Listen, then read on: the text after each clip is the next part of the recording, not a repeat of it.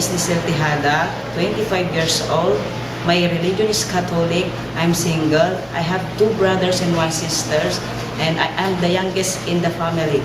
Good day to you, Ms. Tejada. How are you today? Sir, Madam, I'm fine.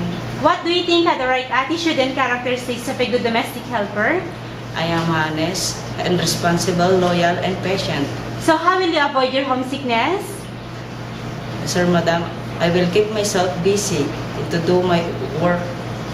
Can you tell us the proper way in how to take care of newborn baby? Sir, Madam, bath them, give them milk and vitamin at the right and dosage at the right time, and make change diaper.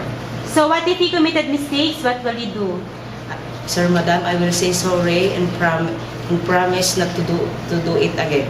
What is your last message or promise to your employer? Sir, Madam, please hire me. I need to help my family to financial and promise to finish my contract.